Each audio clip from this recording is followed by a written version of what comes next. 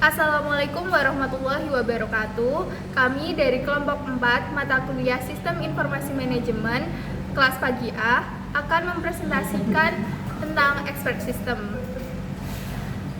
Saya Zagiatul Maliha dan ini anggota kelompok kami. Yang pertama yaitu ada Andika Gunajati, Fajar Fahri, Arina Lutfiana, dan Lias Fiantika. Halo guys, di sini saya akan menjelaskan apa itu expert system. Expert system atau sistem pakar adalah program komputer dalam bidang artificial intelligence (AI) atau yang dirancang untuk meniru kemampuan seorang ahli dalam memecahkan masalah pada bidang tertentu. Sistem ini bekerja dengan memanfaatkan pengetahuan yang disimpan dalam basis pengetahuan serta diproses melalui mekanisme penalaran untuk menghasilkan keputusan atau solusi. Dengan mekanisme sistem pakar dapat membantu penggunaan memperoleh saran atau pemecahan masalah layaknya seorang pakar tanpa harus menghadirkan ahli secara langsung.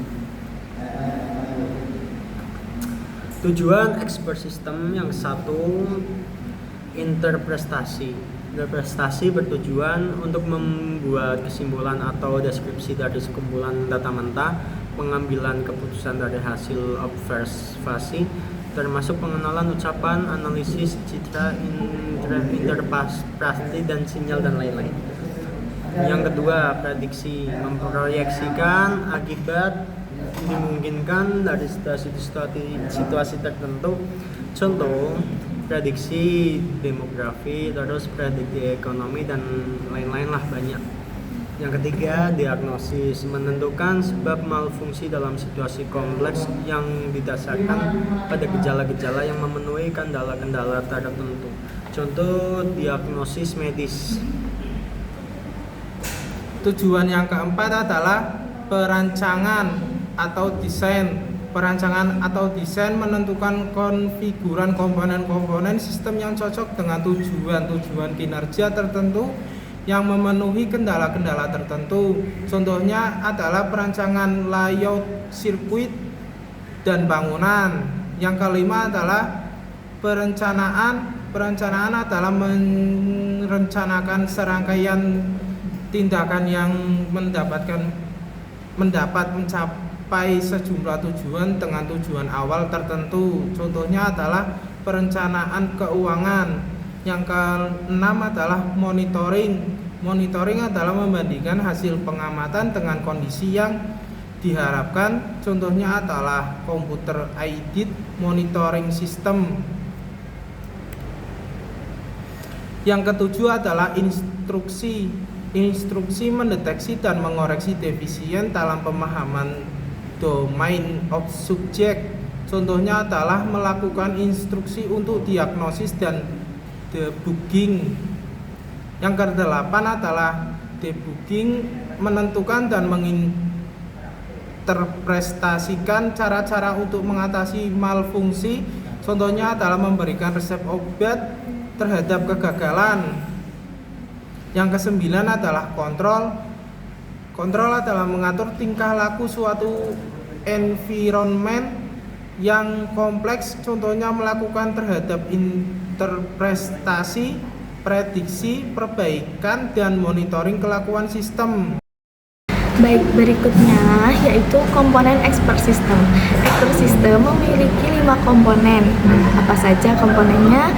Mari kita bahas. Yang pertama yaitu ada knowledge base atau basis pengetahuan, di mana komponen ini merupakan pusat penyimpanan pengetahuan, fakta, dan aturan atau rules yang merepresentasikan keahlian seorang pakar dalam domain spesifik. Komponen ini berfungsi sebagai otak sistem yang berisi data-data terstruktur untuk memecahkan atau menyelesaikan masalah tertentu. Yang kedua yaitu ada inference engine atau mesin inferensi, di mana inference engine merupakan komponen inti atau otak dari expert system. Jika knowledge base berfungsi sebagai otak sistem yang berisi data-data terstruktur, nah inference engine adalah otaknya atau komponen inti dari expert system yang berfungsi memproses informasi, melakukan penalaran, dan menarik kesimpulan berdasarkan knowledge base atau basis pengetahuan dan fakta-fakta yang ada. Jadi knowledge base dan inference engine saling berhubungan, di mana tanpa knowledge base yang baik, inference engine tidak dapat memberikan keputusan yang akurat. Berikutnya yaitu working memory atau memori kerja.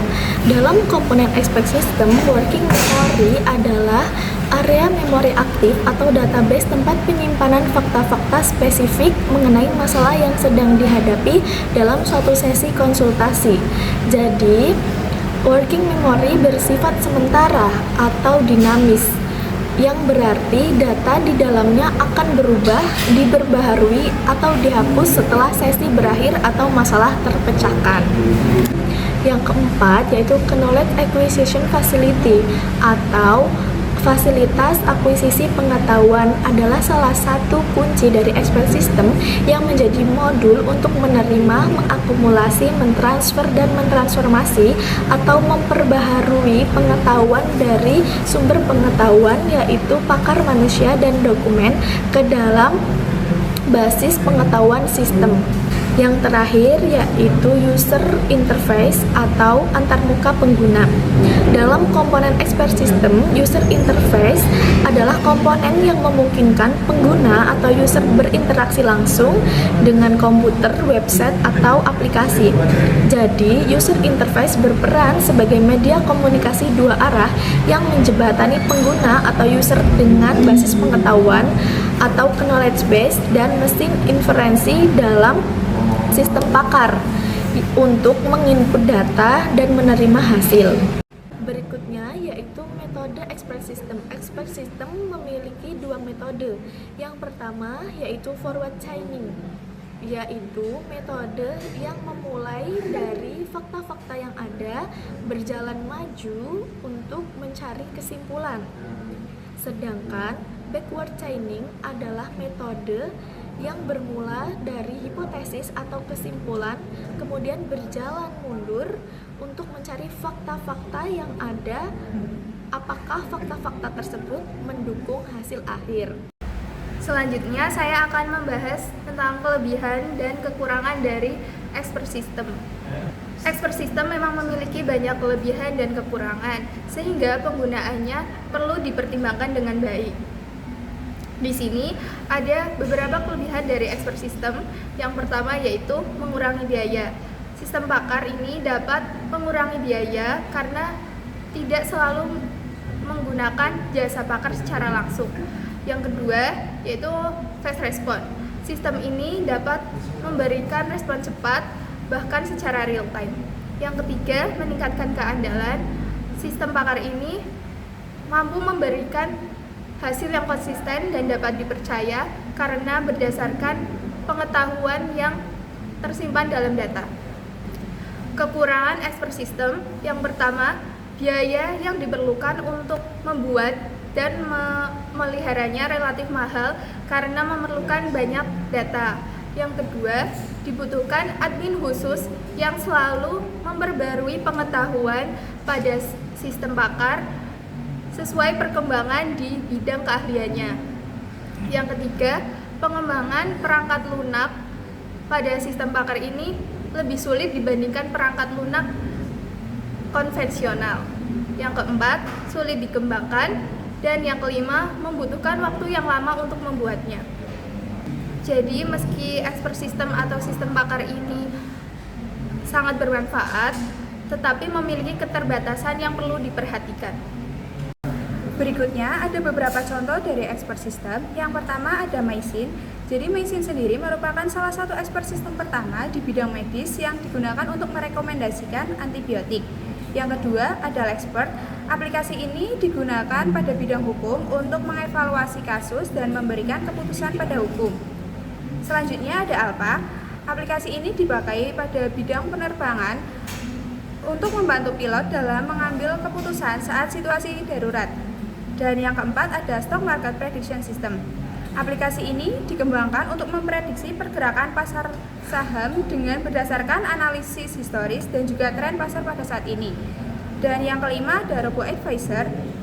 RoboAdvisor sendiri merupakan aplikasi yang dimanfaatkan pada bidang industri keuangan yang dapat memberikan saran investasi kepada klien dengan berdasarkan profil resiko dan tujuan dari investasi mereka. Dari beberapa materi yang telah disampaikan, dapat disimpulkan bahwa expert system atau sistem pakar merupakan bagian dari artificial intelligence atau AI yang dirancang untuk meniru kemampuan dari seorang ahli dalam menyelesaikan masalah pada bidang tertentu. Sistem ini bekerja dengan memanfaatkan pengetahuan yang telah disimpan, kemudian diproses melalui penalaran untuk menghasilkan sebuah keputusan dan solusi. Dengan adanya expert system, pengguna dapat memperoleh saran secara cepat, hemat biaya, dan cukup akurat tanpa harus mengandalkan pakar secara langsung. Meskipun memiliki banyak kelebihan, expert system juga memiliki keterbatasan seperti biaya pengembangan yang tinggi dan juga membutuhkan pembaruan pengetahuan secara berkala. Sekian dari kelompok kami, terima kasih. Semoga apa yang telah kami sampaikan dapat bermanfaat bagi banyak orang.